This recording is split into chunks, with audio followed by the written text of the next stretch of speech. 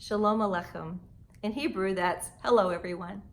It's good to be back again with you, talking some more about these candid treasures, just off the cuff thoughts that come from the top of my head. And I want to continue with the Sabbath scripture reference that we had in Genesis 2:3, where God created the Sabbath day and he made it holy. And then he rested from all the works he had made so that it itself could produce. You know, God made this earth to produce for us. Jesus says that the Sabbath was made for man, not man for the Sabbath. It is a gift from God. And this is something I think a lot of people struggle with. For some reason, they think it's legalistic to honor the Sabbath when it's really a gift from God. I can't imagine us saying, God, I don't want to, be too legalistic with your gift. I just don't want to use it.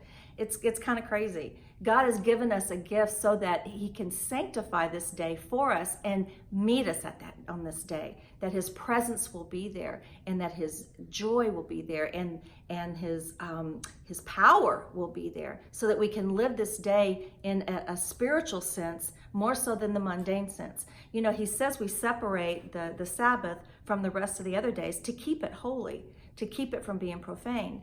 And as we read more in the scripture about the Sabbath, we find that he says that we are to do what he wants us to do and not what we want to do. So what does that mean other than the fact that we are born of the Spirit, we are born of God, he lives within us, and we can call upon his name and we can simply say, God, this is your day that you've set aside for me to rest in it and to meet you.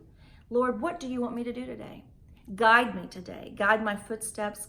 Help me to speak to the right people, to encourage others, to walk in the Spirit and not do the things I want to do. I don't want to take the place of the agenda.